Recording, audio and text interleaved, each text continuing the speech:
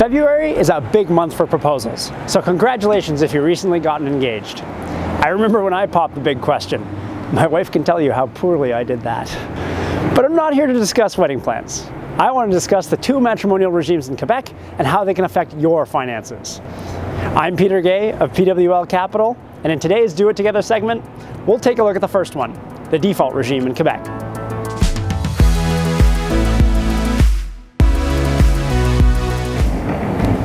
What are marriage or matrimonial regimes?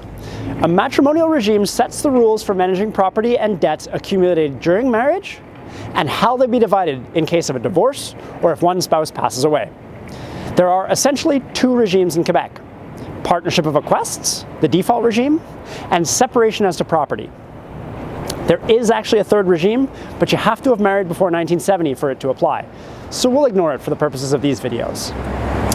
Partnership of equests, the default regime, and the most common, applies to all marriages that took place without a marriage contract after July 1st, 1970. While we all hope for the happily ever after, the fact is people get divorced, choose to end their civil unions, or eventually one partner passes away. That leads to the conversation about what happens to your finances. So let's get started. Now, before we dive into the specifics of either of the two regimes, it's important to understand two concepts: private property and family patrimony. Private property is anything each partner brought into the relationship. This could include a house, cars, investments, debts, or any other personal property. It can get as specific as a computer that belonged to one partner before the marriage. Private property remains in the hands of the spouse who brought it into the marriage. Whatever you owned before you married remains yours. Now, regardless of the regime you marry under and whether or not you have children, the family patrimony rules apply.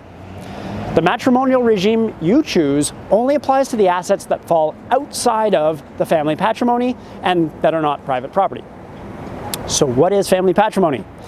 In simple terms, it refers to the family home and its furnishings, family use cars, and any money saved in a retirement plan during the marriage. The retirement piece is broad. It includes government and company pension plans, RRSPs, and any other retirement benefit that accrues during the marriage. For all of these assets, so long as they were acquired during the marriage, they get split 50-50 no matter which spouse paid for them. A couple of important caveats apply though. If one spouse owns a house or a car before the marriage, then the value of the house on the marriage day belongs to that spouse. In that case, if the marriage dissolves while they're still living in that same house, only the growth in value of the house during the marriage gets split in half.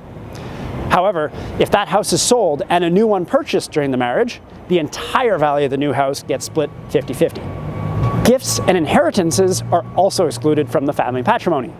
If your parents give you a car, even if it's for family use, it does not form part of the family patrimony. The reason for the family patrimony is that it guarantees the economic equality of the spouses by giving each spouse a fair share of the family assets. Got all that? Now, back to the default regime, partnership of equests, and what it means. Any and all assets acquired during the marriage that don't fall into the family patrimony and are not gifts or inheritances are considered to be equests. Under the default regime, the value of the equests are divided 50-50 between the spouses at the end of the marriage. This could include savings and investments outside of retirement plans, rental properties acquired during the marriage, investment income, shares in a business, an art or car collection, and plenty of other things. That pretty much covers it for the partnership of equests matrimonial regime in Quebec. In short, if you didn't own it before the marriage or inherited it during the marriage, it's probably going to be split 50-50 if your marriage falls apart. Stay tuned for my next video about the other matrimonial regime, separation as to property, to find out if it might be more appropriate for your situation. Don't forget to click the bell so you get notified when I upload the third video of this series. If you're interested in more information like this, subscribe to my channel and click the bell to be notified when I release new videos, or follow me here on LinkedIn to stay in touch. I'm Peter Guay, and this has been Do It Together Financial Planning.